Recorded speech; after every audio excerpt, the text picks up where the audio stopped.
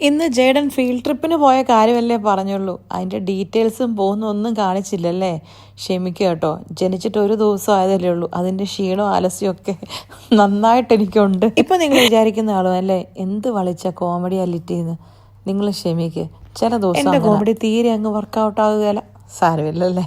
ഞാൻ ഇന്ന് രാവിലെ ജേഡുവിനെ കൊണ്ടുവിടാൻ വേണ്ടിയിട്ട് പോയപ്പോൾ ആലോചിക്കുമായിരുന്നേ, നമ്മുടെയൊക്കെ ചെറുപ്പത്തിൽ നമ്മൾ ഫീൽഡ് ട്രിപ്പിന്, അന്ന് ഫീൽഡ് ട്രിപ്പെന്നൊന്നും അല്ലല്ലോ, ടൂർ പോകുമെന്നല്ലേ പറയുന്നത് സ്കൂളിൽ നിന്ന്.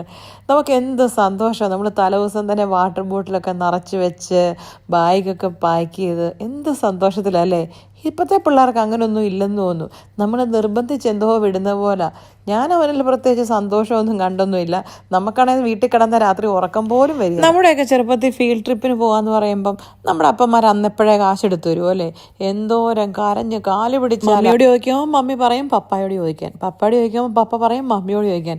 അങ്ങനെ അങ്ങോട്ടും ഇങ്ങോട്ടുമൊക്കെ മാറി മാറി ചോദിച്ച് കരഞ്ഞ് കാല് പിടിച്ച് പട്ടിണി കിടന്ന് വഴക്കുണ്ടാക്കി, അത് കഴിഞ്ഞ് പെർമിഷൻ കിട്ടി കാശ് കൈ കിട്ടുമ്പോഴത്തെ ആ ഒരു സന്തോഷമൊക്കെ.